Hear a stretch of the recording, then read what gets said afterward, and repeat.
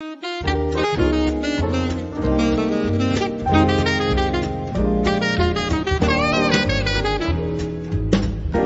Portugal, there's a YouTube show full of fun facts you need to know. Carl rings the bell and the members show to the GMP morning show.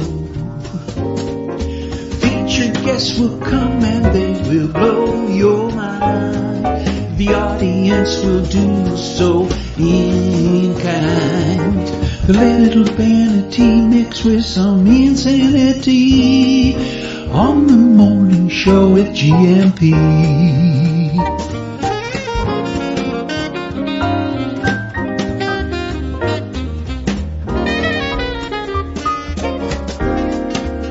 Hey, Gumpers. Hey, you Gumpers, bom dia, alegria. Welcome to the Expat Portugal show with me, Carl Munson. How are you this morning? Tudo bem? Como estás? Como vai this morning? How are you? Yeah, there's a definite absence of James. That's because he's on his way over to see me today. So looking forward to seeing you later on, James. And Tony Baldylocks is in the country. And I think we'll all be meeting up later on. Isn't that fantastic? Thank you very much indeed, James, for making the effort. Coming over to San Martino de Porto later on today. So I'm looking forward to meeting you and giving you a hug in real life. The Coach Turner is in. Owen's Food Alchemy as well. So we've got a God Squad tip of the day that we could start off with on this, the Ask Anything About Portugal Wednesday. Now, the Doc is joining us. He's not in Italy. I think he's back in Portugal. He's always on the move, that man, isn't he? But I think safely in Leiria this morning, and he'll be joining us around 9 o'clock for this, the Ask Anything About Portugal Wednesday, where, do you know what? You can ask anything about Portugal today. And the old Doc, he's an ex-GP from the UK.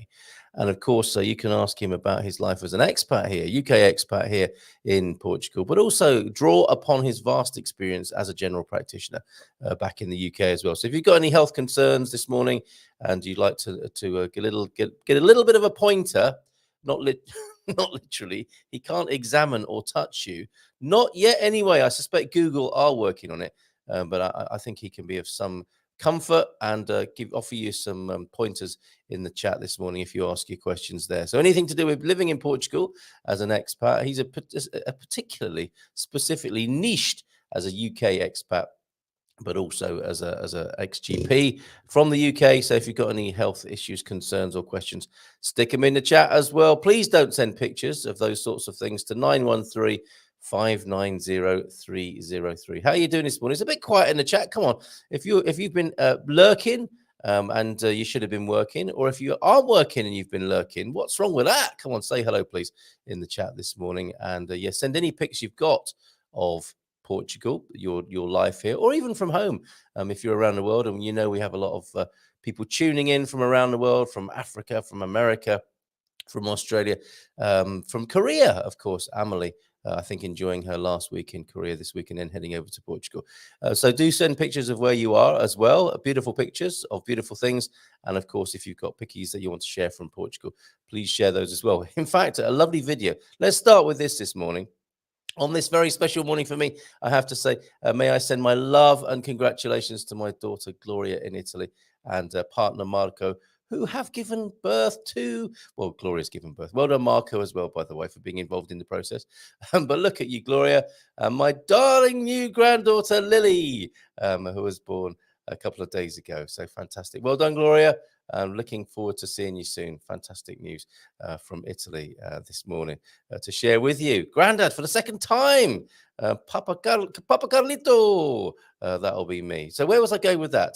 To the video. And yes, talking of squidgy, delicious things, we're going to go to Rebecca, who's been in Portugal. Oh, where's her other video? Oh, I've got it. She went to Pastéis de Belém, the spiritual home of the Pastel de Nata. And she's also got a video of whether she will move to, I think it's right to play that as well. So I'm going to start off with those this morning. Here's a couple of friends she made in Pastéis de Belém, just about to taste the classic Pastel de Nata there. And then she goes on for 3 minutes in a second video, which I'll play you as well, on would she move to Portugal? So pull up a chair and we'll have a listen to Rebecca's feedback, having spent a few days here as well. Okay, here's my pastel de nata. It's very tiny, and my demi-taste pingado. And my Chinese friends are here. Yeah, sitting with them. We're here together in the establishment called Pastel de Belém that I told you about.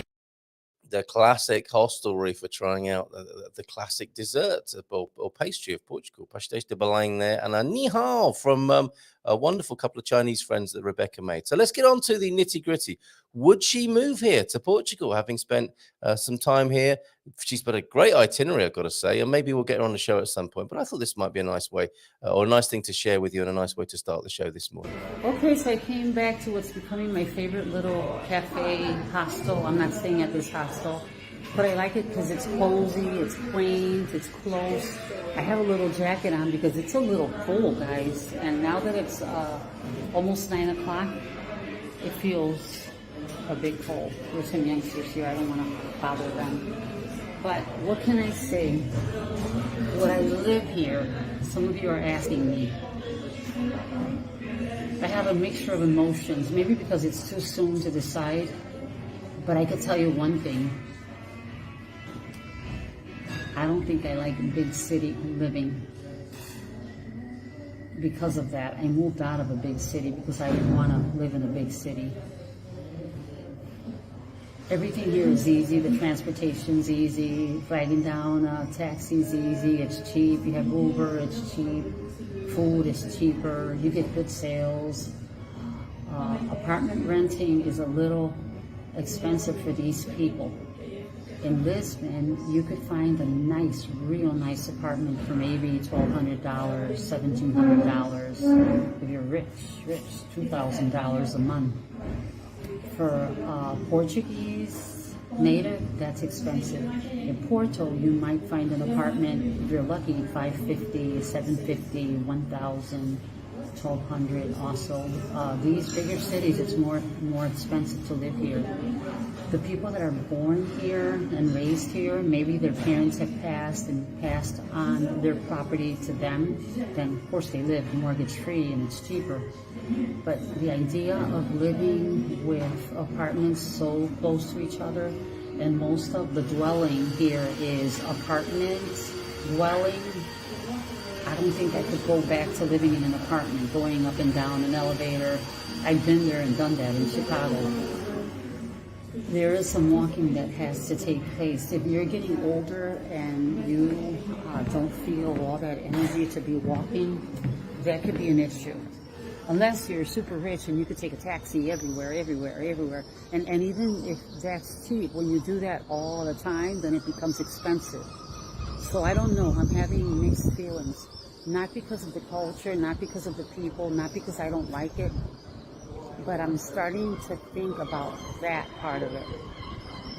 Lisbon would not be a city that I would live in. Porto would not be a city that I would live in either. But I haven't seen every city in this country to decide that yet, and I have a long time to make that decision still. So let's see. Either way, let me go in and have another pastel de nata and hot chocolate. Now maybe I'll have another dessert. That round of applause was for you, Rebecca, strangely enough. Thank you so much, Rebecca Gutierrez, who's been here in Portugal. Great itinerary, lots of lovely reflections on Facebook, and very kindly allowing me to use one or two of them there, your Pastéis de Belém video and your Yes, Would I Live in Portugal video there. So I think more to come from Rebecca, and it would be lovely to chat with her on the show. Other videos that have been coming in. Now, Mrs. M, as you, some of you know, does a show early on in the morning in this very now warm seat that I get into on a Wednesday morning. And I was downstairs on the downstairs computer, downloading videos, setting it all up, and I've come to find them, and they're not here. So I'm still downloading them one by one because it was amazing. Do you remember yesterday? Victoria was on her way to watch Benfica play Dynamo Kiev, and I think the final scoreline was 3-0. And we've got a couple of the goals to share with you, and the atmosphere at the ground as well to share with you. So thank you very much, Victoria. Let's go to those now. Thanks, Rebecca, for your lovely videos. Keep them coming. And it's very kind of you to share that with the world on your Facebook timeline and allowing us to share them with people here on the Expats Portugal show as well. So over to Benfica last night and some goal action. I've got 3 videos to play you from last night. It's stunning, the atmosphere at the ground. It really is. Hastily downloading these now because these are too good not to share to give you. Even if you don't like football, this is a phenomenon. Portuguese. There you go. Can you hear that in the background? Portuguese football fans going crazy at the Benfica stadium. The scale of it, the size of it, the roar of the crowd, the smell of the liniment rather than grease paint, I guess. So I've got a couple of videos to share with you and some post-match atmosphere as well. Here's the first one.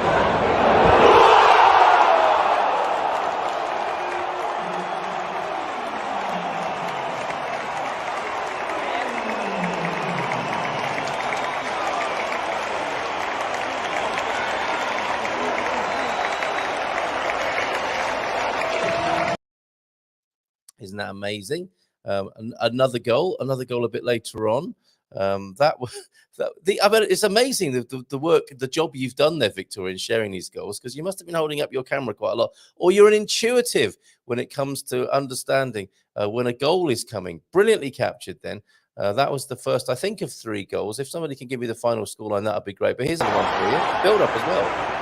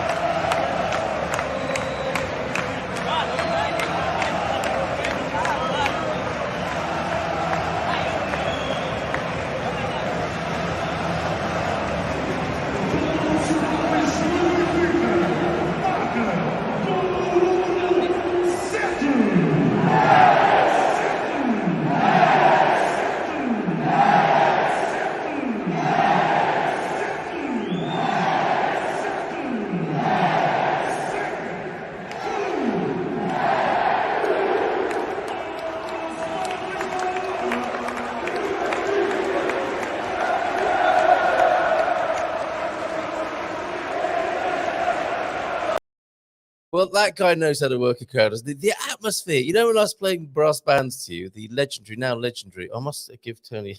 I must get in touch with Tony.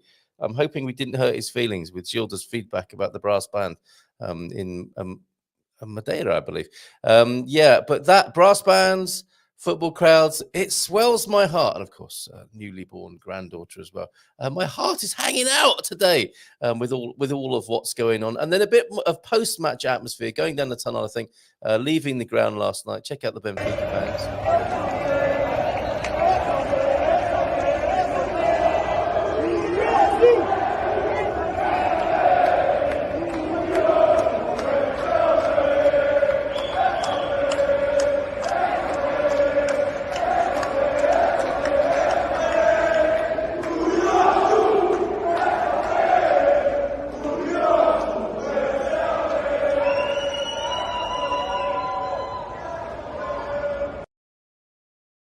Absolutely brilliant. Yes, Connie. When you see that, I haven't been to a big game. I nearly went with Hieronymus Maximus to a big game. I think it probably was he's a Sporting fan, isn't he? Sorry to mention Benfica and Sporting in the same sentence. That's always going to cause trouble. Then you bring Porto in, where I suspect you're going to be going. Saw our friends Kaylee and Josh at FC Porto match, I think last weekend. So yeah, I imagine that's where you'll be going, Hank and Connie. Thanks for checking in this morning. And a beautiful sunset from you via WhatsApp as well on 913-590-303. Let us know. Do take some video, if you will, if it doesn't affect your enjoyment of the game too much, Hank and Connie. How's it going for you two?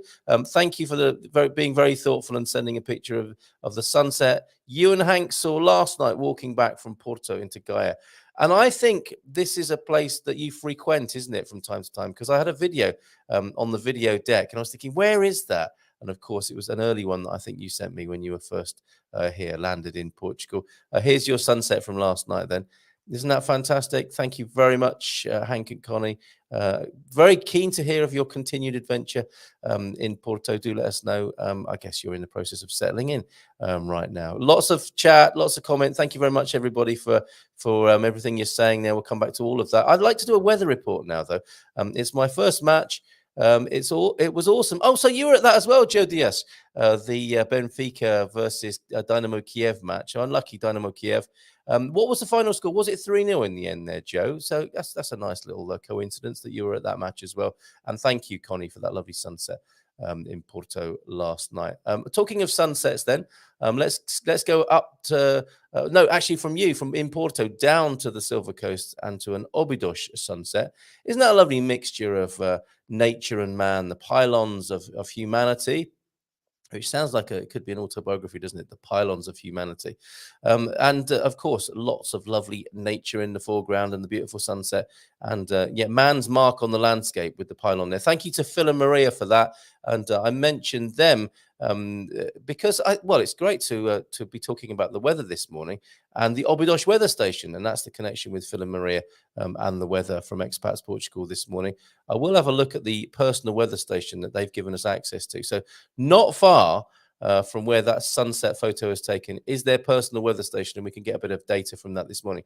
If you've got a personal weather station here in Portugal and you'd like to share the data with us on this Our Weather page, do let me know. Send me the link, and I will share that with everybody else. Really great data that Phil and Maria are building up, having established that weather station on their arrival here in Portugal. So in Lisbon, it's 19 degrees with some broken cloud at the moment, set to rise to a cloudy 26 degrees. That'll be 66 and 79 in the Fahrenheit. This weather report, long overdue. I'm getting a strange sense of the weather here in Portugal, because here on the Silver Coast, and you might like to make a note of this if you want to avoid the highest of temperatures here in Portugal. It was raining yesterday morning. It was like autumn yesterday morning. It was like autumn yesterday evening when we went to the beach with the dogs in Leiria de Porto. It really was very autumnal. I'm told this often happens here on the Silver Coast in August, but it's cool and it's somewhat moist and humid, which is not the same picture as I think we're going to find out as we go and look at the rest of Portugal now. Porto 18 at the moment, a bit foggy, rising to 22, and a bit of rain up there in Porto today, and some sunny days to come for the weekend, rising to 25, 24 and 22 over the weekend, Friday, Saturday, Sunday. In Coimbra, look at this, you see, here on the Silver Coast, what's it telling me? Oh, I'm not seeing that on my data on my computer at the moment, but we'll get to Leiria in just a moment from where the doc will join me at 9 o'clock. But I would say it's probably about 16, 17, 18 here on the Silver Coast of San Martino de Porto. But in Coimbra later on, where it's also 18 at the moment, it will rise to 30 degrees. And there'll be a 35 degree of the centigrade on Saturday, a sunny weekend coming for Coimbra and lots of the rest of Portugal by the look of it. In the south, in the Algarve, 19 and misty at the moment, rising to 24 degrees centigrade.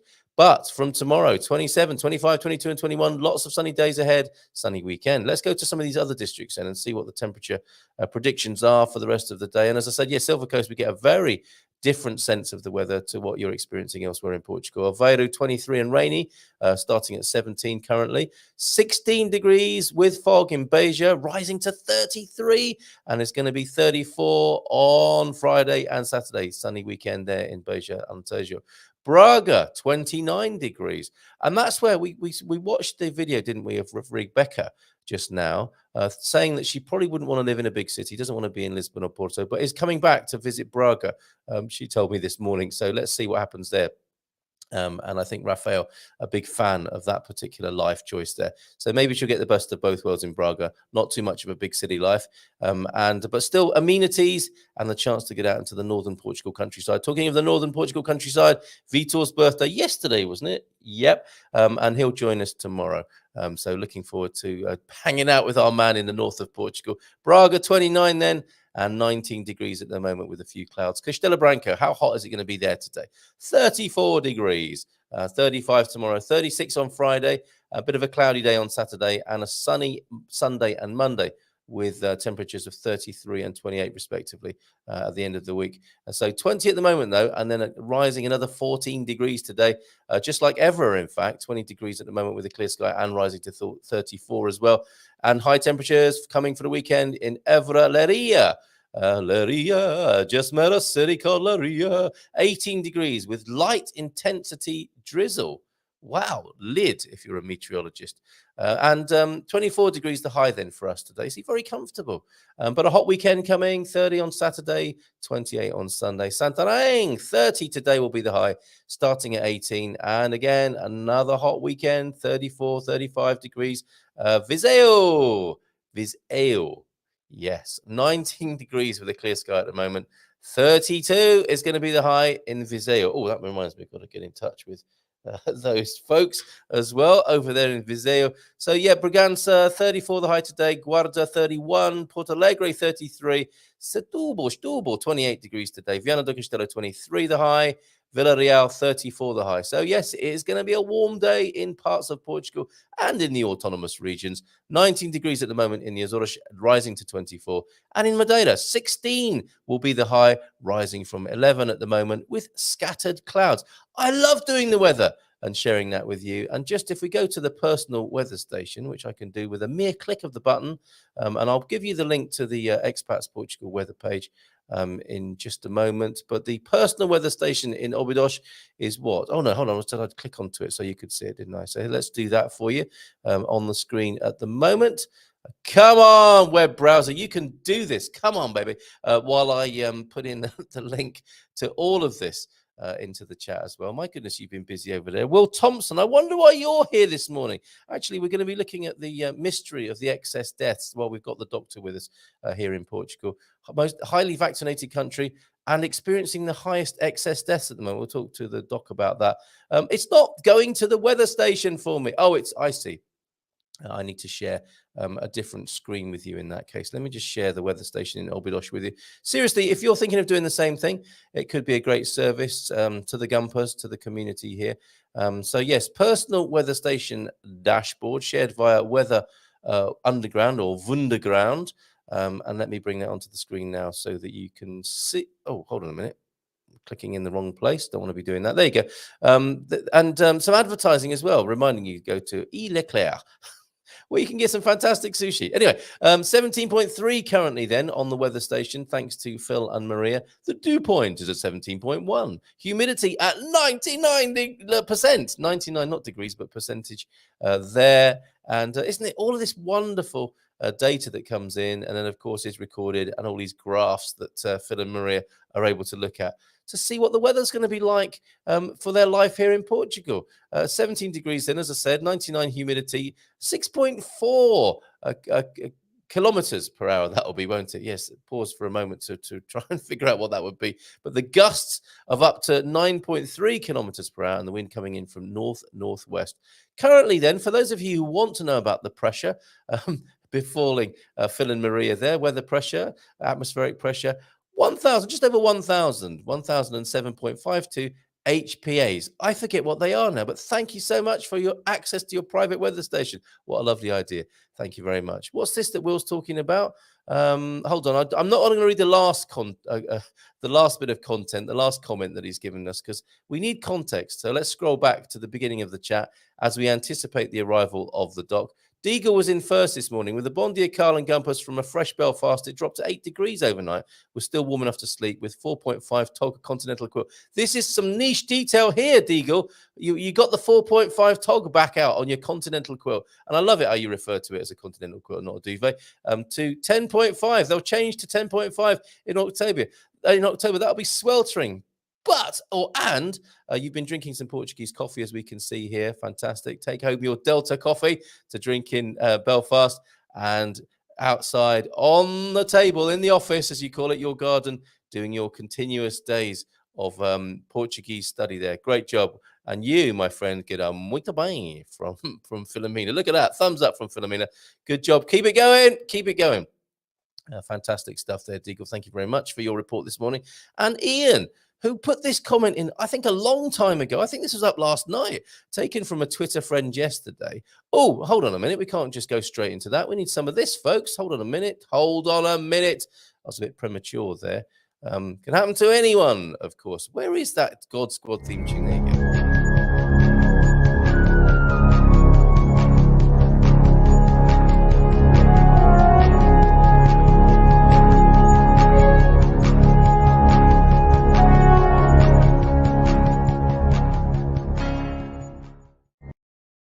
Especially for you there. Well, Coach Turner, then, walking outdoors is great for your physical and mental well-being. The more you do, the better you feel. I agree to a point, but there can be too much of a good thing, as those of us who enjoy a glass of red will concur. Yes. Know your limits. Just kind of know. Just find the sweet spot, right, of a little bit of exertion, which is good for you, but not from exertion into exhaustion. Is that a fair way to put it, Coach Turner? Owen is traveling at the moment. Bon dia, beautiful people. Currently traveling from Barcelos to Lisboa. A misty coastal start to the day, but not forgetting to send us a pic along the way. And here it is. What is this? We've got pictures from inside the church as well as outside. Thank you very much for this. A message sent to me. Are you around to catch up over a drink? Yes, I will find out who you are later on. That is the Church of Santa Lucia, and we've got a beautiful interior as well, which I must download and share with you as well. Fantastic, Owen, traveling then. And if you're Barcelos, of course, synonymous, always connected to the Barcelos cockerel. This picture we shared earlier on this week. Thank you, Boaz, for that. Oh, a video from Owen. Let's put that up onto the video deck right away and share that with you. Thank you, Owen. So we'll just look at Boaz's big cockerel there as we load up the video to share from the inside of the church. Thank you, Owen, and your lovely food alchemy. The church interior coming up right now. I might have to remove Boaz from the screen there, but here we go. Here's the interior of the Santa Lucia Church for you. I think it's in Barcelos as well there, Owen.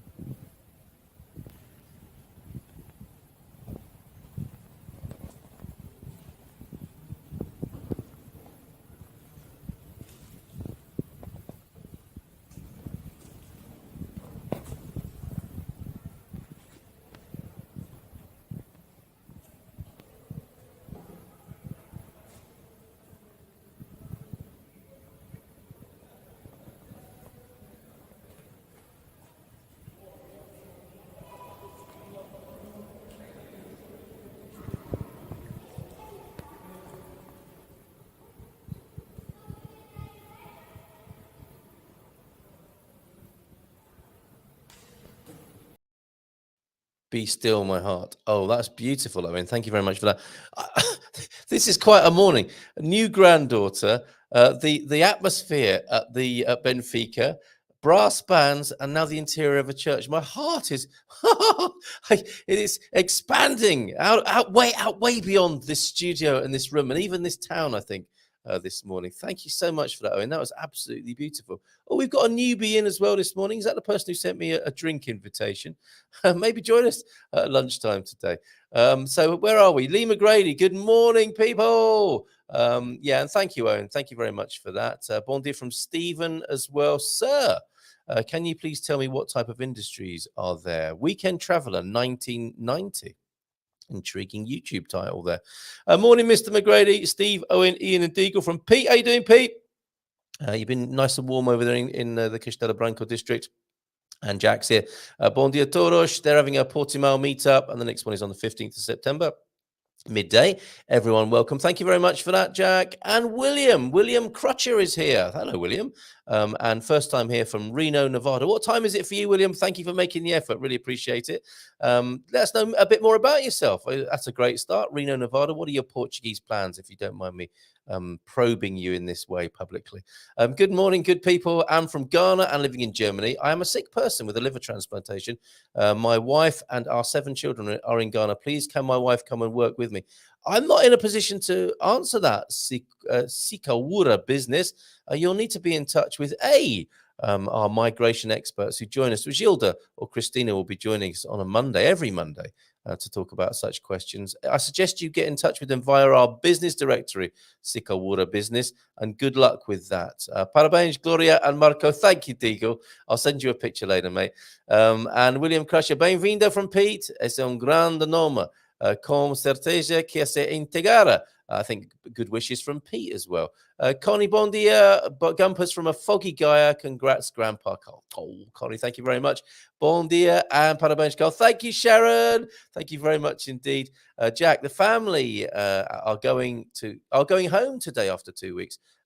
Amazing to see them all, but exhausted, hoping to spend today horizontally. Ooh, Jack Polly, you still got some energy left for that kind of malarkey then?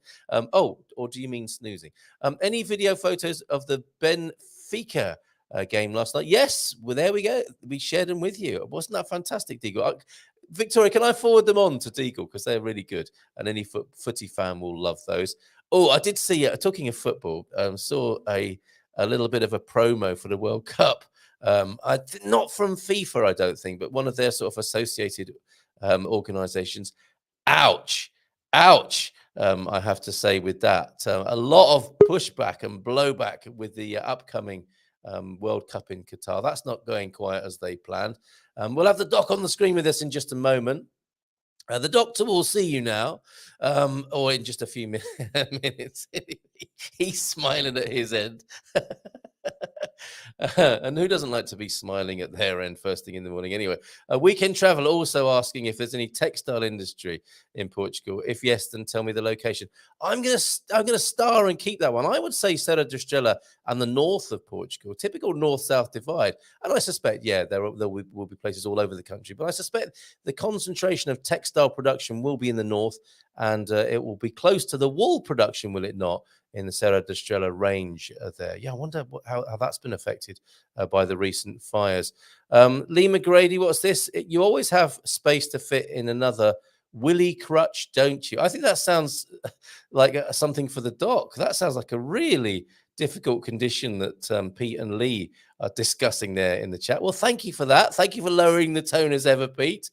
1990 Covilla, says Pete, for the textile industry. There you go. Your question. Any questions about Portugal? Ask them this morning in the company of my pal Andy the Doc Thomson. Let's bring him onto the screen. Hello, mate. How are you? Hola, bon dia. Hola, bon dia. I'm good, thank you. Very good. Well, lovely to see you back in your living room, I've got to say. Is that a little cat behind you? Probably. Probably. I get everywhere. I don't even notice it these days. So, my goodness, breathtaking schedule you've been on. Back from Italy. How was it? Beautiful. We went through some fantastic places. Last time I was live, I was in the start of our journey, of course, at Ciudad Rodrigo. But then we went to Pamplona, crossed the Pyrenees at the pass of my pronunciation is terrible. Pass of Roncesvalles, where who were they? Roland beat off the Muslims who were chasing him back north. 700 and something. And then we went to Toulouse, and then Cannes, and then down to my brothers at Lucca, a beautiful place in Tuscany. Spent a week there. As we drove through southern Europe, we saw quite a lot of fire damage, obviously. And there was still a fire active just north of Lucca when we arrived. But have a very nice week. My brother's wedding, which unfortunately Leona wasn't actually able to attend because my mother was ill. So Leona was the only adult who could stay behind and look after her and my father, who wouldn't leave my mother. So that was sad and very kind of her, and within her usual nature, really. And then we went down to Pompeii. We actually stayed at Casino, which we didn't see much of because we used it as a place to stay, sort of halfway, almost exactly halfway between Rome and Pompeii. But Casino has got some breathtaking scenery, and we'll go back there sometime. But we went from there down to Pompeii on a scorching day. Then went up Mount Vesuvius. Couldn't get right to the top because we got there too late and it was closed. Mount Vesuvius is closed, but yeah, they have a gate and you can't go past it. Even though it was Italy and rules are made to be considered. And then we spent half a day in Naples, and I was stymied from very early on in the trip because my wheelchair broke down. Oh, no. So I was spending a lot of the time sitting down while the girls went off and did stuff. But they went around one of the palaces in Naples, saw some fantastic art. We went to Pisa, which is very close to Lucca, and I contributed in holding up the tower. We went to absolutely. Well, I didn't take that classic photo. I think Leona did. Yeah, I couldn't get around to the angle. I couldn't walk far enough. But all the way I went, everywhere we went, we encountered these restricted traffic zones in the historical centres. But the fantastic thing is, in Italy, if you've got a blue badge, you log on to the camera website, tell them you're going to go, and go. Give them your blue badge details, send them a copy of your blue badge and everything else.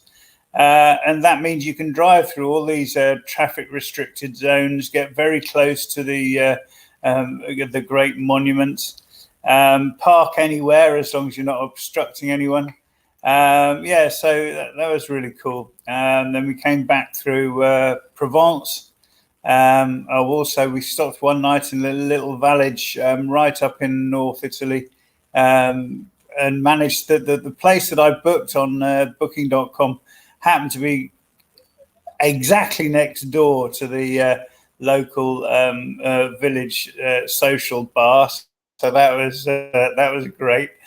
Then a night in Provence, and then we came back through Andorra over the Pyrenees there, and then back through Barcelona and Zaragoza and Toledo, which is a beautiful city, really beautiful.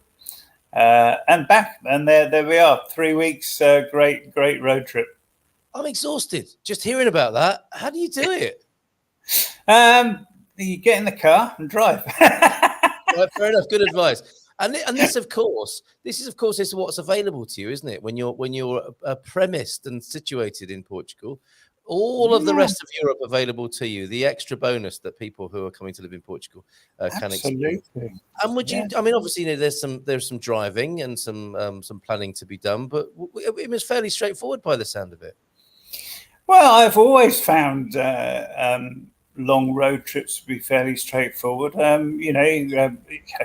My grandparents used to take long road trips across Europe in the days before mobile phones, booking.com, Airbnb, etc., and Google Maps. And so they had paper maps. You remember those? The Leiria handbook with a whole list of guest houses. And they'd arrive at one, and if that was full, they'd go along to the next one until they found somewhere. I mean, I think there was some pre-booking that went on. But they regaled me with stories of driving through, and this is before motorways, they regaled me with stories of driving through Corinth in Austria and down through Italy, and trying to find ways around washed away bridges in floods. So, you might feel that it's a bit too difficult. But you know, when you've got a mobile phone, Google indeed. Maps, and Airbnb, Booking.com, and a blue badge helps, but it's not necessary. It's not so difficult. It's amazing, isn't it? What a time to be alive with all those conveniences. Absolutely superb. Thank you. And I didn't realize you had descended directly from Mr. and Mrs. Phileas Fogg. Quite incredible. All right. Willy crutches. I don't know if that means anything to you. Probably best avoided, I suspect, isn't it? Yes. Nothing that you came across in your long and illustrious medical career, by the sound of it. Well, not that anyone admitted to, no. Bon dia, Gumpers, from Sarah Stubel and Fiona said, morning, Fiona. How are you doing? We were talking about you on Monday. Hope you're okay. Emily in Northern California here, Ms. Catnipper. Oh, careful. Can I get a microdose of the generic in the US drug naltrexone? If I've pronounced that. That sounds like a Spanish village as well, doesn't it? Naltrexone. Or Italian in Portugal. 4.5 milligrams modulates rather than depresses my immune system to manage my RA. What is being spoken about there? Could you decode that for us, please, Doc? Yeah. Naltrexone normally prescribed in larger doses, as far as I recall. But remember, I'm 5 years out of practice now, so I'd have to go back and have a look. But it's something I'd have to look up. The answer is probably. But naltrexone itself as a drug is well known in Europe. But that dosage, I'm not sure. Okay. Sometimes you find that dosages are slightly different. So I was on 4 milligrams of perindopril, and they like to produce 5 milligrams or dispense 5 milligrams in this country. So, so you might find that you're getting 5 milligrams or 4 milligrams, but I'd have to have a look. And I'm not going to say that I'm going to remember. Carl put my email address up, and if people want to email me specific questions like that, I'll do my best to find out. Well, that's very kind of you. You say that, put my email address up. What is your email address? Oh, come on. andydoc1@gmail.com. Of course, silly me. All right. Maybe somebody else would have transcribed that very quickly, and we'll be happy to put that up so that you can keep in touch with andydoc1@gmail.com. Pretty easy to remember. I should have known. And Serenity, of course, will help you in this regard, because I think the answer here, Ms. Catnipper Emily, is that yes, probably. There may be differences when it comes to the specifics, but largely speaking, yes, and equivalents are usually available. Serenity will be able to help with that, as well. A website. There's a very helpful website, isn't there, to give you the equivalents of the different sort of drug names and what you can expect. Don't give away my secrets, Carl. All right, no such thing exists. You'll have to talk to Andy or Serenity about that. Great. Okay. Infomed. Okay, there you go. Infomed, Emily. He's giving it all away today. Hank and I really want to go to a game soon. Yeah, do send us the pickies of that. And Pete saying about that wonderful footage from Benfica last night. I think it was 3-0 in the end. Looks like a great match. She must have had no fear of fights. Incredibly well positioned for taking those videos. But yeah, right up there in the gods at the Benfica Stadium. Bon dia from Laura P to us this morning, Doc. Yes, it was 3-0. There you go. And it was Joe's first match. It was awesome. Forza Benfica, which will go down well or not. Depends. Do you follow Leiria? Is that your team there? Yeah, I mean, yeah. When I find time to, and the stupidity is that almost no one can live closer to the stadium than we do. Yes. I spent the whole of lockdown following them. When looking out for, I actually paid to become a member of the Supporters Association and of the club, and I got almost zero updates. No one could tell me about disabled access. No one could tell me when the open games are going to restart again. So I didn't renew after the 1 year and kind of lost interest. But Leiria are a kind of middle grade team. Used to be very good. have a fantastic stadium, and seem to be on the way up slowly. They keep getting into the playoffs, not quite getting promoted, but they're a good team. They're busy on the pitch, too busy to answer such questions from you, Doc, I'm afraid. Okay, so Emily Muscatnipper, we're from Northern California, says Connie, the suburbs inland from San Francisco, and are living in Portugal. Now, hopefully, Doc can help with your medical question, and I think others are as well in the chat, so thank you for that. Andy's in from Bairrandi, as I like to call him. Bit misty this morning over there. Great temperatures for doing some sightseeing with the relatives. Yes, a blessing. When it is a bit misty and a bit cooler, it's nice to be out and about, isn't it? Looking at the local tourist attractions. Will you take them to Korea, to that wonderful little town, Korea, Andy? Morning from Will Thompson. Just came out of the Heathen Hangout, with Bjorn Talks, the Norwegian intellectual. Now here to say hello to the local gang. Cheers, Will. Thank you for joining us. Say hi to Bjorn for us. My client's coming back today with some volunteers. Ooh la la, no more crazy cabin fever for me. Oh, he's going to get to see some people after a few months of wild man heathen hangoutery in central Portugal. Excellent stuff. That can't be the weather. What's this? It's already over 20 here. Okay, so my weather report, not especially helpful by the sound of it. Just, that's how the weather is, I think, in this day and age. Will, hope you're well. Any Bjorn again volunteers? I wonder what that means. Talking of Bjorn and music, did you know that Simple Minds are coming to Portugal, Andy? Yeah, no, I didn't. Are you a Simple Minds fan? I did like them. There was another band that I wanted to see last year and didn't get to, and I can't remember.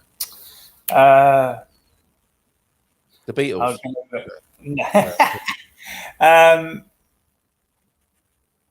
Who sang Brigadoon? Brigadoon, don't know. But I'm sure that I don't know it. No, I saw the crescent. You saw the whole of the moon. Oh, the Water Boys. The Water Boys. Water Boys. Yeah, they were here last year, and I wanted to get to see them and didn't. So okay, yeah. They may well. I imagine they had a great time here. Can you imagine a Water Boys gig in Portugal? That's going to be the crack in it. That's going to be a party. So I imagine they would have enjoyed that. I think bands love touring in Portugal, so they may well be back. This though, look, this is Simple Minds have changed a bit since my day. I got to say, I don't remember those attractive ladies in the band, or the French artist who seems to have infiltrated the band as well. Look at that. Pierre or Philippe Flop is now in Simple Minds. I think the French philosopher. He's only missing a gouloir in his hand, which is jauntily placed on his thigh there. And then the others on the two guys on the far right there, not politically but photographically. They don't seem too pleased about the situation today. There are girls in the band now. I don't remember that. I think they remember hanging out with Chrissy Hine, don't they? I think back in the day. But there you go. That is Simple Minds, who are playing Vila de Mouros Festival with Iggy Pop and Gary Newman as well. So how about that? The festival starts on Thursday with the Black Teddies. I've not heard of them. Battles, not heard of them either, which could be confused with the Beatles. Gary Newman, Suede, and Placebo. Placebo, there you go. A nice medical connection there. On the second day of the EDP Vila de Mouros, as it is officially known this year, of course, get that corporate sponsorship in. You've got to read that bit out. Performers include Non-Talkers, Tara Perdida, Clawfinger, Black Rebel Motorcycle Club, and the Simple Minds there. And it ends on Saturday with concerts from the Mirandas. Blind Zero, the legendary Tiger Man, Bauhaus, Doc Bauhaus are playing. What does Pete Murphy look like these days? Bela Lugosi is dead. I bet he looks like Bela Lugosi now. Probably.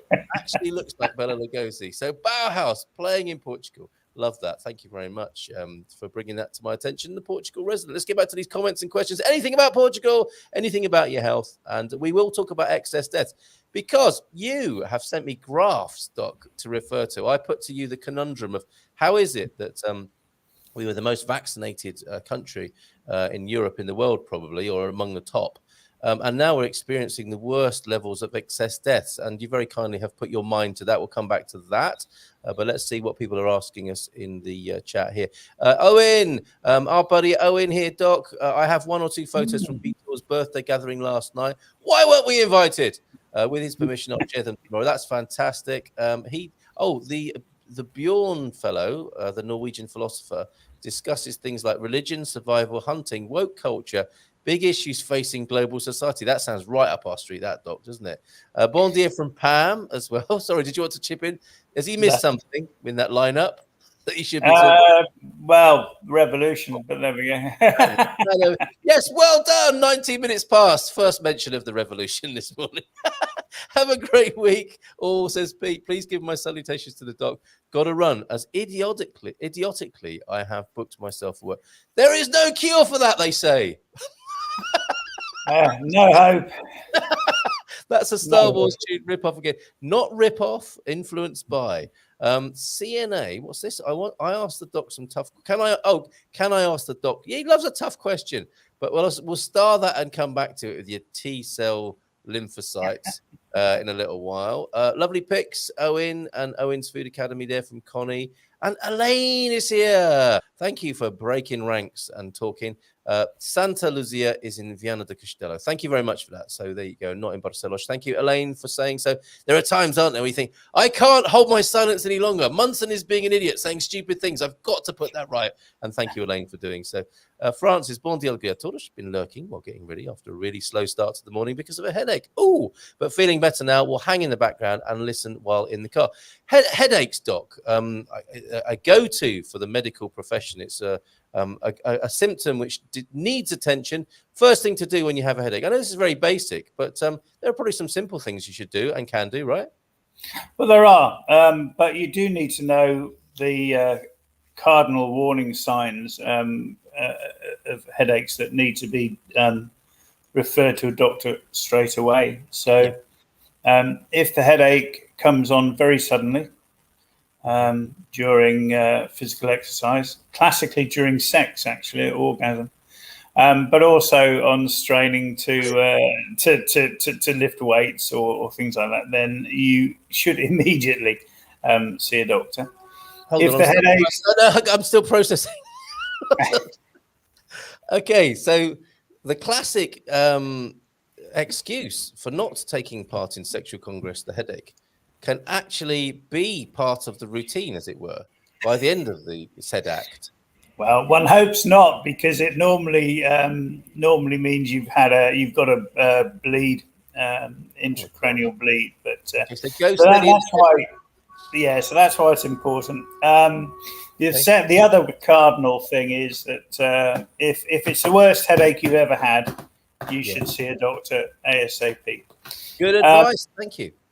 So apart from those two, hopefully rare events, there are certain things that you need to look at. Dehydration is a classic cause of headaches, and in this weather would be very common. And the need for glasses. So you might well be seeing okay, but if you are needing to, if your eyes are needing to strain all the time in order to maintain that vision that you may not even be aware of, then you will get a headache. So those two things are classic. Stress, so relax, get out of that shouty workplace, and stop worrying about whether or not you're going to get to somewhere on time or get certain work completed on time. Stress is a classic cause of headache. Those are the main things that you can address. Well said. And then paracetamol or ibuprofen, if you can take it, are the first go-to painkillers. And if none of those things help, then you probably ought to seek a non-urgent appointment with the doctor if you're having recurrent headaches that aren't being addressed by those. Thank you so much for that, Doc, and thank you for prompting that, Francis. And great to mention dehydration there, because, of course, people new to the culture and the temperature may not be familiar with topping up more than they normally would. So thank you for that. And thank you for your congratulations, Francis. Appreciate that. Morning, Doc, from Connie. And I've got your questions, Will, as well. Morning, Doc, from Chris, as well. What's the best treatment for a slip disc? Now, this isn't a DJ question, I don't think, although it could be from him, couldn't it? What is the best treatment for a slip disc? Well, slip disc is a misnomer. What's actually happening is that the disc is bulging outwards and pressing on a nerve. So there are the first thing I would do if I had chronic lower back pain, I would probably go to an osteopath. Okay. They're the people who I have found in my general practice career who have had the best long-lasting and almost, I say almost, risk-free results that I've seen. I've seen people paralyzed for life through surgery for disc problems, but then I've also seen perfect results. But it's a question of risk and benefit, isn't it? Yeah. So the first thing I would do would be to go to an osteopath. Okay, and they are fairly uninvasive, aren't they? Yeah, absolutely. Major surgery. Okay, that's great. Thank you very much. I hope that helps, Chris. Excellent stuff. And I hope you're not struggling too much. Is it you or asking for a friend there? Wow, Doc, says Pam. That's a long drive. I'm planning to go to Necha next summer for a wedding. That's far enough for me. Well, Necha's great. I've got such fond memories of Necha. And that shouldn't take too long, should it? And that is the southernmost point, I think, of the European landmass, isn't it, Yeah. Necha? And I've got fond memories of going there with my mate, Damien, who's a wheelchair user, Doc. And when we got there, we thought, this is probably not the most accessible holiday we could have booked, going down to the beach. And I remember for some reason, going down those steep, twisty, turny roads towards the beach from where we were staying, we put a rope around the wheelchair as a kind of safety, like climbers use, like a guide rope or something like that. And what I realized was when we got home is that I'd actually attached it to the chair and not to him. So if he had slipped away, we would have been taking an empty wheelchair home, I suspect, with a bit of string on it, whilst he had been flung. Not funny. Well, we did see the funny side, and I mean, he's such a trooper. We spent the New Year's Eve there. We were doing the okie dokie, and we were going in out on the wheelchair, and he hit. You know how the curbstones are a little inaccessible sometimes in Spain. I hadn't noticed. Yes. Well, he was doing the okie dokie, and he went backwards, and it hit a curb, and he disappeared into the hedge behind. And how we laughed. I remember, but he laughed as well. It was just great fun. But I got told off eventually, I think, by a lady from Liverpool who told me to stop laughing and rescue my friend from the hedge.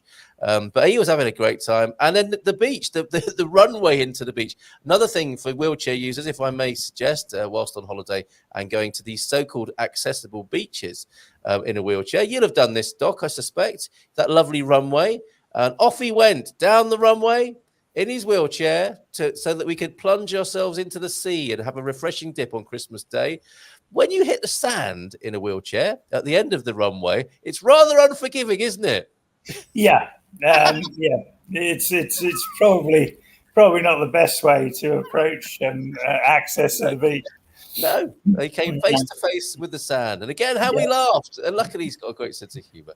Morning to you, Damien, in Exeter. Hola, bom dia from Jean. Atrasado do festa hoje amanhã. Nice one, Jean. Excellent. Great to hear from you.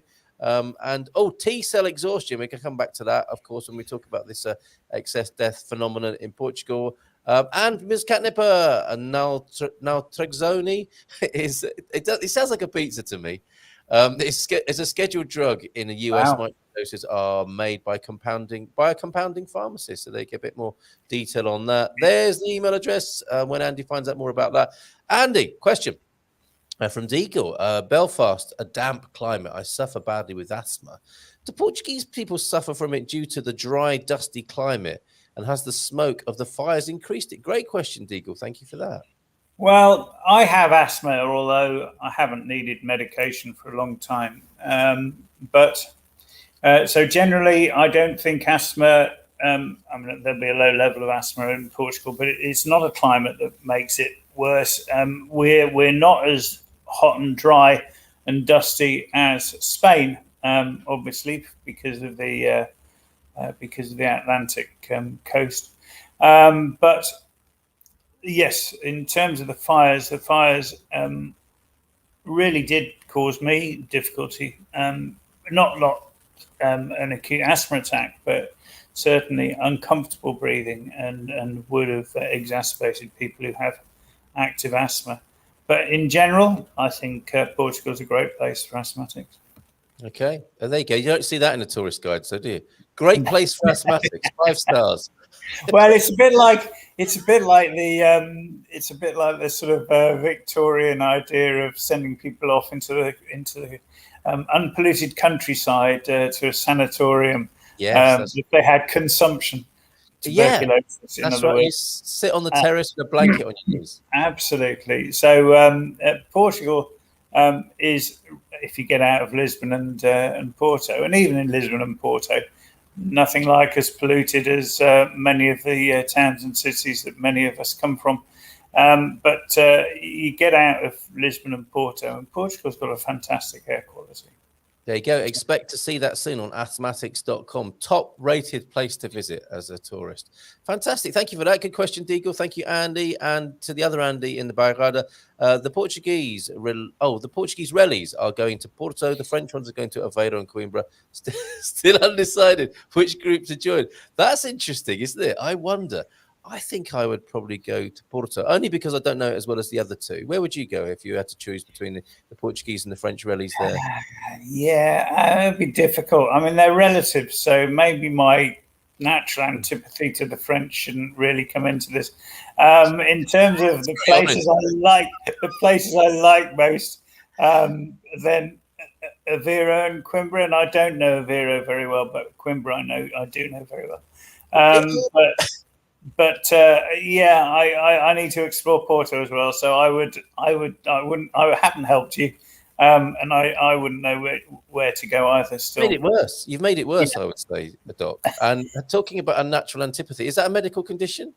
Natural antipathy?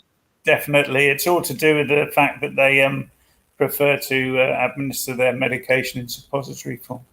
Yeah, it doesn't help, does it? Unless you like that sort of thing. Are there any tests for natural antipathy? Because I think I need one. No, I haven't found one. Talk to a psychiatrist. Thank you. The most brilliant advice this morning from Andy the Doc Thomson, who joins us live from Leiria. Talk to a psychiatrist. I knew lots of Italians who moved here in Portugal that suffer from various kinds of allergies. They feel much better here from north. So there you go, Laura P chipping in with that. Thank you very much. And Jean, I saw Loverboy working for the weekend. I'm assuming that's a band rather than a friend. REO Speedwagon and Styx down the shore at the PNC Arts Centre in Holmdel, New Jersey there. But excellent. And they're expecting over 40,000 people there. Which of the many events that we've talked about does that refer to there, Owen? I wonder. Is that to see Simple Minds, maybe? I went to see a Placebo tribute band. They were just as good. Oh, excellent. We have the Tramps Like Us, Springsteen. Yes. Oh, okay. Tribute band around here, and they are awesome. And they play right in our town park bandstand. Yeah, that sound. That'd be amazing. Tramps Like Us. That could be a Super Tramp tribute band as well, though, couldn't it? I thought my arms were not long enough around the age of 40, struggling to read. Ended up I needed glasses. Yes. So this is good Sherlock Holmes type doctoring, isn't it? Doctor, my arms are really aching. Interesting. Get some glasses, yes. Have we got anything for my liver? Right, okay. Gene, I have tickets for 3 nights in Dublin next May. Saw Springsteen around 20 times. Oh, look at that. Springsteen. I love Springsteen. I've seen him once, but it was absolutely fantastic. And are you politically aligned as well? I've got an idea that he is a socialist. Oh, he's very much on the left. Very, very much on the left, yeah. And you are as well? he comes slightly. He comes from a working class, Jersey background. Well, he was growing up during deindustrialization. If you listen to the lyrics of My Hometown, very tragic discussion of the deindustrialization of the area. And a bit of context, bit of background on what we're going through now as well, of course. I've probably seen him that many times, but not since the 80s. Oh, the heyday, of course. The Tramps are cheaper, i.e. free, and they are local guys. So you're still feeling that vibe with them. Oh, and another one coming in from Will. We'll come back to all of these because that's where we're going to go after we've looked at all the questions and the greetings for you, Doc, this morning. I'd rather see tramps like us at the Stone Pony in Asbury Park there. The Stone Pony, that sounds like a good venue, doesn't it? Seeing Garth, isn't it? Garth Brooks in Dublin next month when he played 5 nights in Belfast, November 98. We went twice in one run there. We brought daughter Megan on Friday the 13th of November at the concert. He stopped mid-song and gave Mo his guitar. Oh, wow. She still has it. And all the newspaper cuttings to prove it. That's a special thing when you go to a gig and something like that. The guitar, when Bruce would play Madison Square Garden, we would get tickets for as many shows as we could afford obtain. Yeah, like happy times. And when in approximately 3 years I retire, first thing on the list is a Stone Pony with the Minister of Home Affairs. She introduced Springsteen to me when we were only 16 and 17. Wow. That reminds me of the bit in the song where he says, Wendy, was it Baby, we were born to... I love it when he turns to the girl and mentions her name, which I think is Wendy in that song. Doc, more like the deindustrialization. I think that's what you said, in fact, wasn't it? That's what I said, I'm sure. That's what he said. Point of order, Chair. I think that is what he said. And Deagle, wow, that's pretty cool. Okay, so let's get into this excess deaths thing. There was a Portugal resident article. Actually, I'll put it on the screen for you now. This is the context here. And this is I suppose, not the medical emergency, but this is a fairly serious matter that is a phenomenon of the moment medically. Is it fair to describe it as that, Doc? Yeah, I think so. I mean, I was slightly skeptical because I'm always skeptical when I see statistics. Because as someone who's used statistics to prove either way, just as an intellectual exercise. Yes, I always like to look at it behind what the numbers behind the headlines. Okay. But yeah, go through the article and then I'll give you my take on Natasha Don, who seems to have a special sort of leaning to sniffing out this kind of news at the Portugal resident. The headline is Portugal registers highest excess death toll in Europe, and that's from Eurostat. Following various alerts, this was published on the 17th of August. Nationally, Eurostat has today confirmed that Portugal has registered the highest excess death toll in Europe at 23.9%, almost 4 times higher than the European average of 6.2%. Publishing new data for June today, Eurostat shows that Portugal's excess deaths this year have risen for the 5th consecutive month. Says SIC, this is the probably the media outlet SIC, I don't know which particular organ of it, but SIC anyway.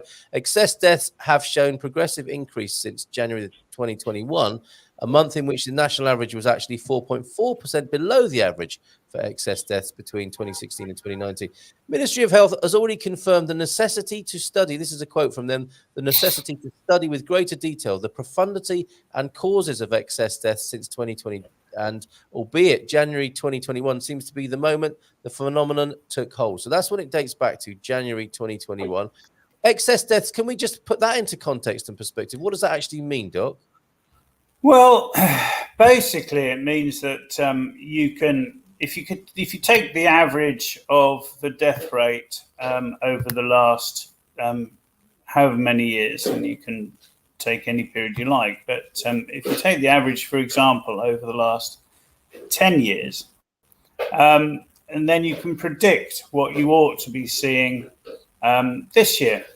Yep. And then if you get more than that number, then that's excess deaths, and if you get less than that number, then it's the opposite of excess, whatever that is.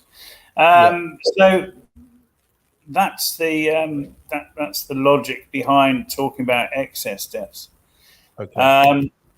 Now, when I saw this, I thought, well, where does these figures actually come from?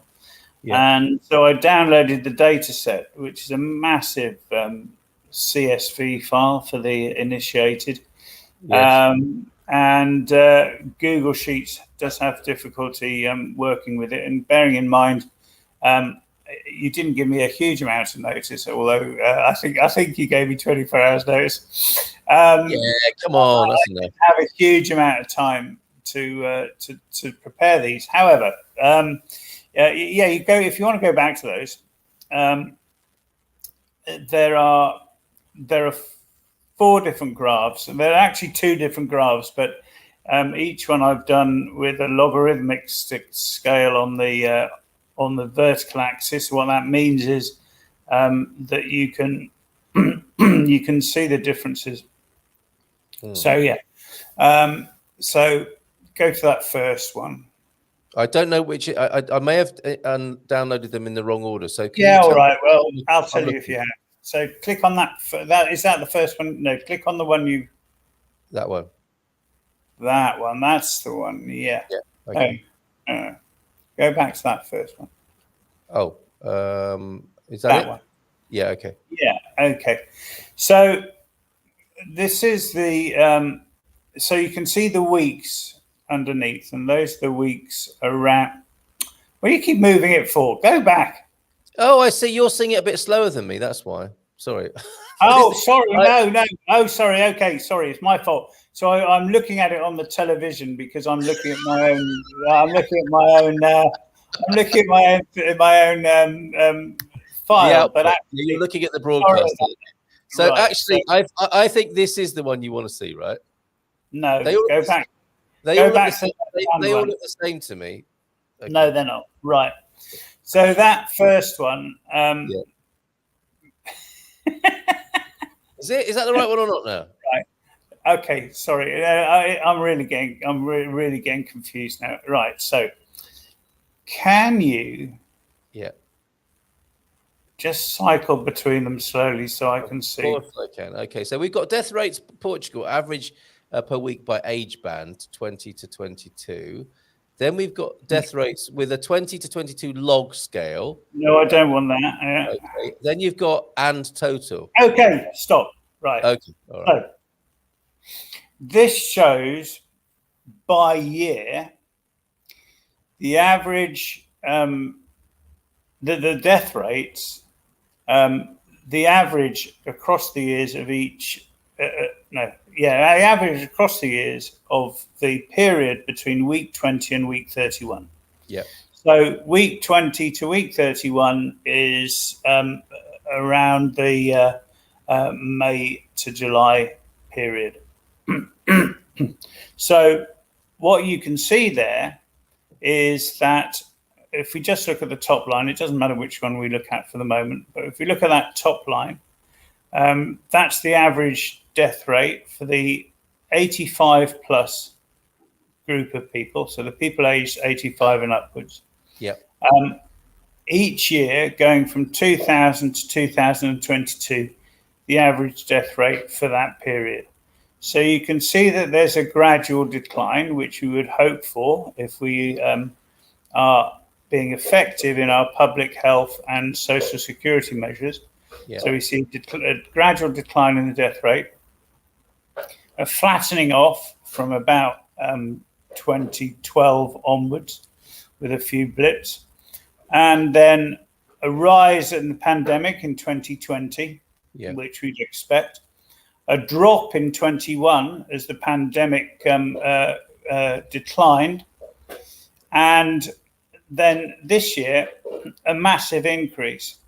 That increase is not just for the week in question that was reported, but just so you know that.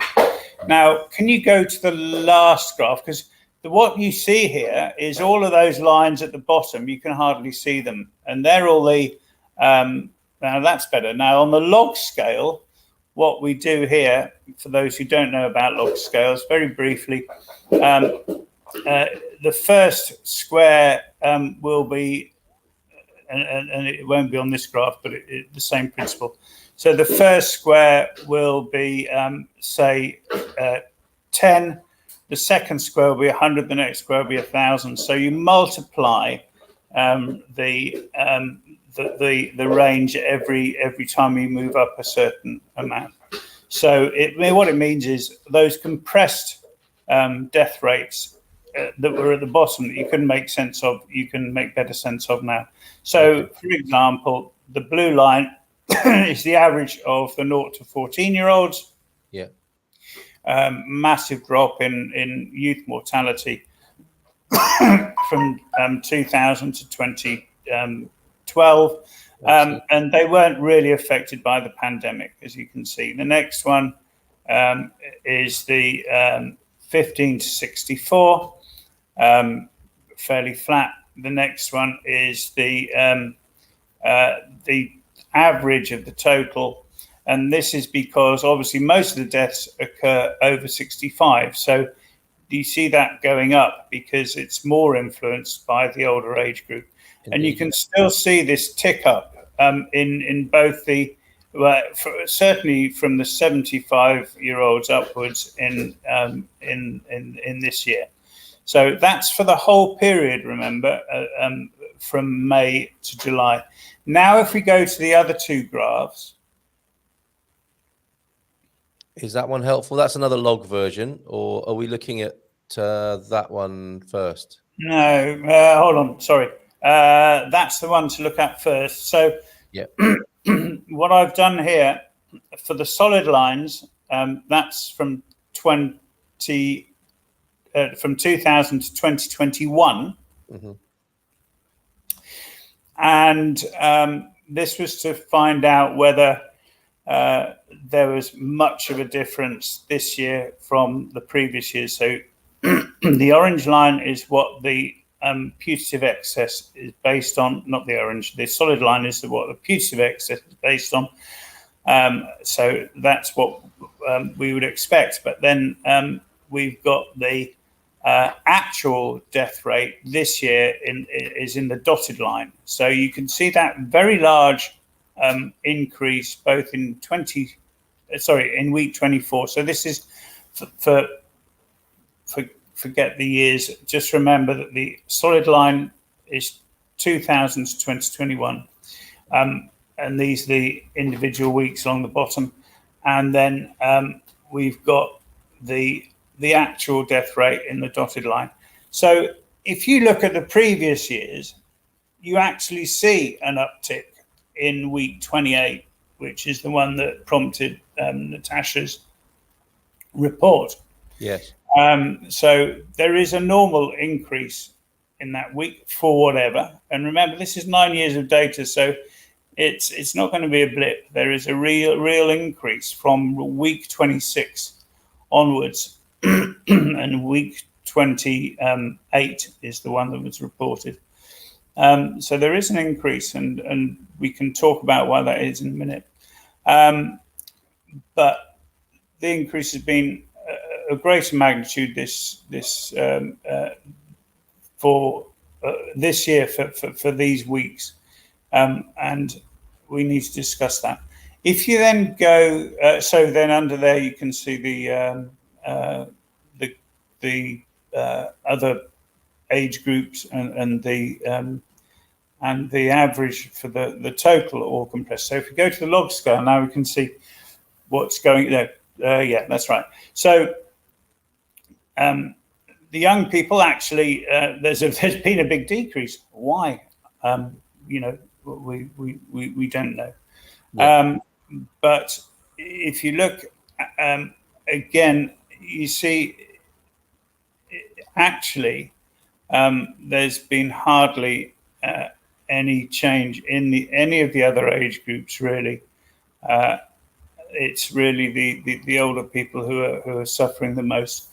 And so that's what needs to inform our discussion. Why would there be such an increase in the death rate in older people this year in this period. It predates the fires, so it's not going to be respiratory problems from the fires. And I think what we will probably see is even a bigger increase as a result of the air quality from the fires a few weeks ago when we get that data reported. But I think the biggest thing has to be the heat. I cannot really see. I mean, there are those who are going to say, "Oh, well, it's COVID," but I don't believe that the residual lower what's the word, morbidity and mortality rates in the residual COVID are enough to explain anything like that rise in deaths. And while I think COVID is responsible for the fact that this year is generally higher than the average, I don't think the wild swing upwards is anything to do with COVID. I'm sure it's to do with the heat and the fact that elderly people are less able to tolerate it, particularly due to dehydration. They're often less likely to have access to air-conditioned properties as well. Okay, so that would be your summary conclusion then, or insight into that. Yeah, I mean, I'm not saying that's definite. That is my opinion. What is the most likely cause of that? And I just wanted to make people aware of some of the underlying statistical facts, actually, and not just the headlines. Yeah. Okay. And I think certainly the Portuguese authorities concur with you on that. They were certainly on the 15th of July. There was a headline: "Heat wave provokes 238 excess deaths in 7 days." So the finger has been pointing towards that. But wouldn't that isn't that the case most years? And is if it is the case that a heat wave or the onset of summer comes, is that a pattern as well that could be discerned? Yeah, well, I think so. As we saw in the solid line on that last graph, there is an increase, or the graph before it, there is an increase from week 25, 26 that is then seen through the autumn. And I think that is the onset of the one before that, the one that isn't the log scale. Oh, there you go. That one. Yeah, so you can see there's a start to drift up in the death rate in the oldest cohort, and that starts to drift up from about week 25, 26, and I think that's to do with the onset of summer heat. I think the reason there's a wilder swing this year is we've had a massive heat wave across the peninsula, as indeed across the whole of Europe. Okay, thank you for that. Other theories coming in. Drew, thank you, Drew, for being here this morning. Portugal has worked hard at immigration. Is it possible these statistics are affected by non-native residents as well? I mean, there are a lot of variables for sure, aren't there? I think that's unlikely for this year, because I think recent immigration has, if anything, has been less in the last couple of years for obvious reasons. But you're right. I think there will be an obvious socioeconomic impact from immigrant populations. Okay. Also, can the growing death of old people be related too much to stress to cope with? Meaning after the COVID and the war in Ukraine happened, from Laura P. I don't know. I think the older generation have been through plenty of wars. Yes. You know, we most of us didn't experience the Second World War. In Portugal, they had the colonial wars, which were fairly bloody in the late 60s and early 70s.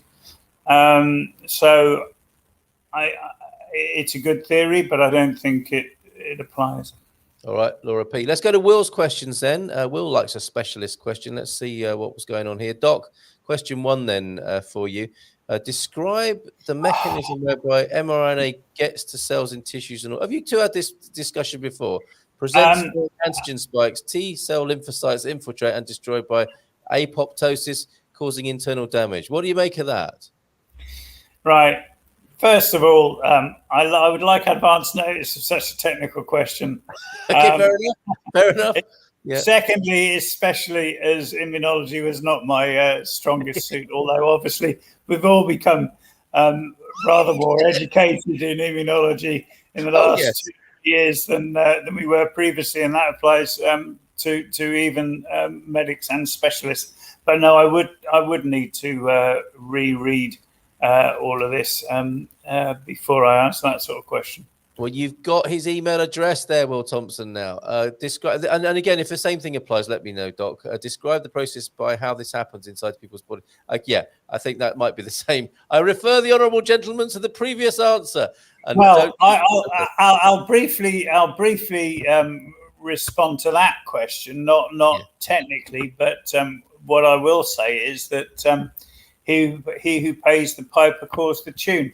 And I think politicians, unfortunately, at the moment, have too much influence on medical practice. I've always been against the current way in which politicians affect medical practice, and that will continue. Okay, and by that, do you mean pathology reports are being influenced? No, I don't think pathology reports are influenced. I think what Will's saying is loads of these studies report this, but it's being ignored, and he's right. They stand up there and say we're following the science, and then they proceed to go in the diametrically opposite direction. But as long as they tell you they're following the science, you will be reassured. Okay, all right. I'm liking that note of cynicism and concern there. Thank you. Question 3. Please explain what happens if all the T cells you have left in your blood and had to run around infiltrating tissues, blowing up spike-producing cells. What's left to protect you from cancer?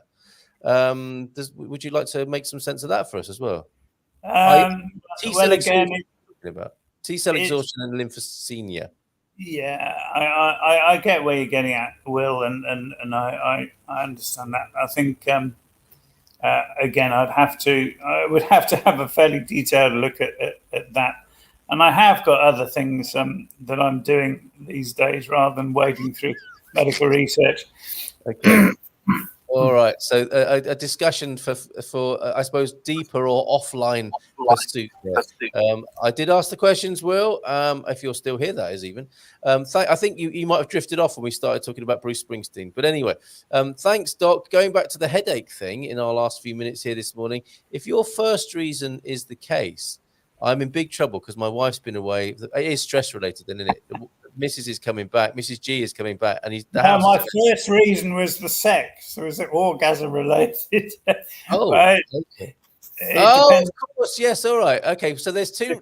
I think we can link this to two parts of what you said then. Okay. So yeah, he is in big trouble on your first theory, and even on your stress theory, he's also in trouble because the house might not be in quite the order that Mrs. G might be looking for. And he is drinking water, so I don't know. We're going to have to leave that there as a Scooby-Doo. Well, I will. I want to say something. Water, even in temperate climates, i.e., temperatures sub 20, 25, you should be drinking. If you're a reasonably sized adult, you should be drinking something approximating 2 liters a day. Yeah. I have struggled in the past to drink 2 liters a day. In temperatures over 25, and if you're moderately physically active, you probably ought to be drinking 3 to 4 liters a day. Really? And yeah, so yeah, okay. You say you're always drinking water. I'll accept that. And if it's not dehydration, could adjusting to new glasses be it? Yeah, potentially. But give it time. You'd never be out the can if you drink that much water, as they say in America. But maybe you should drink water. Yeah, well, actually, it's not a bad thing to be pissing a lot because it means that you're, there's plenty of flow to flush out the toxins and keep your kidneys working. Excellent. Keep your bladder muscles in tone and everything else. Do a bit of cake. Do a bit of pelvic floor while you're about it? Prostate. Absolutely. Yeah. Routine. Make sure you can still hit the wall. Or over a 5-bar gate. Lovely medical advice this morning. This is fantastic. And I've got a life hack for you. If you actually, while you're urinating, if you top up at the same time, not obviously with fresh water, but that saves time, doesn't it? You can be drinking water and urinating at the same time. You're very welcome, everybody, this morning. Okay, more theories coming in. Is it possible that the increase in week 28 also coincides? Thank you, by the way, Doc, for going into that level of detail for us. Really appreciate that. And with such a short time scale that I gave you. Is it possible that the increase in week 28 also coincides with the time of work in the garden and resulting heart attacks from overexertion? This year's heat would have exacerbated that. Not to mention all the tight socks, putting on duvet covers, and every other reason for the heart attacks that have been promoted recently. Yeah, certainly. Harvest time, increased exertion, old people maintaining farms without the kids who are now in the big cities, busy working as influencers and things. Ooh, ouch. That's a really interesting little view of modern culture there, isn't it? Oh, we all have one life. I think there's all this talk of death is getting deagled down now. We all have one life and no one gets out alive. Just enjoy today, fill it with love daily. Yes, there's a prescription from Dr. McKillen over there in Belfast. It's Hola Bon Dia from a chilly damp Sintra. Who doesn't like a chilly damp Sintra first thing in the morning? I think your forests are closed over that way because of fire risk. Hiya Doc from Victoria, and a late one. We played your wonderful videos from the Benfica Dynamo Kiev match. Thank you so much for those, Victoria. Cindy B's here, Gumper Gang. Only half of us have fondled that like button. Come on, fondle away. Park negative people thoughts. Let them be. If you think positively, you start seeing positive things around you, and the world looks beautiful. Thank you, Deagle, for that. And Victoria, I shared your video with the group in Belfast. It's football nonsense chat on my Twitter. I think that is. Sadly, I'm a lion. I think we're down at 10th there, but sharing nonetheless. That's fantastic. And Connie, morning, Victoria. Loved your videos of the match. We really did. Thank you. Anyone who goes to a big game in Portugal, do send us a bit of footage if you will, and we will share it. It's 1 minute past 10. Final word to you, Andy. Thank you so much for being here this morning. You're very welcome. Enjoyed the overview that I had to do of the statistics, and people can send me questions, and I'd like Will to send those questions to me by email, and I will try and spend a little time to answer them. Good on you. Thank you very much for that offer. Doc, we'll see you next month. You have a great... What are you up to today in balmy Leiria? I'm stuck inside, partly because the wheelchair's broken, but in fact because I'm looking at a box with one of my Segway batteries that's big. I was looking, so very briefly, I had to try and find somewhere that can deal with this that didn't involve another trek to the Netherlands for the specialists to look after it. And I figured, well, it's a battery problem. People who know Segways can do this. I first found a place in Madrid that sold new batteries for €760 because but it's a brief one and a good reason to go back to Toledo. So half the price I was being quoted in Northern Europe, and then I found Algar. I'm going to promote them because they were brilliant. I only found 2 places in Portugal on a quick search that did dealt with Segway tours, and I figured they might know people who can fix Segway batteries. So I emailed them, and Algarve by Segway came back to me within a matter of 2 or 3 hours and said, I think this is the number you want, giving me a Portuguese mobile, no name. So I rang it, and the guys in Lisbon, he said, told me a couple of tests. I happened to have a voltmeter hanging around, and I'm now sending one of the batteries off to him for him to do further tests on it. So I'm waiting in for the courier to pick it up. So I could be here all day doing nothing except coding. Answering Will's questions. Fantastic. Yeah. Okay. Tomorrow morning, we have Vitor, our man in the north, and tomorrow evening, our webinar will see the return of the wonderful Sarah Davey from Spartan FX. So do join us for that, if you will, tomorrow night. I think we should look at that goal again, don't you? But before we do, Yeah. we had this last week, Doc. You'll like this. Slept in my Eagles t-shirt and woke up in Hotel That's California. good. Slept in my Led Zepp t-shirt and woke up dazed and confused. Somebody said they went to sleep in their Hard Rock t-shirt. I'm not going to say what else they said about that, but you know who you are, you wag. Thank you very much for that. Let's go and look at another Benfica goal, the final one of the 3 last night against Dynamo Kiev. Thank you, Victoria, for this. Thank you, Doc. Até amanhã. Well, no, até já, até logo, até próxima. Goal from Benfica, and then the usual outro. See you tomorrow morning. Ciao, ciao. Have a great day. Bye for now.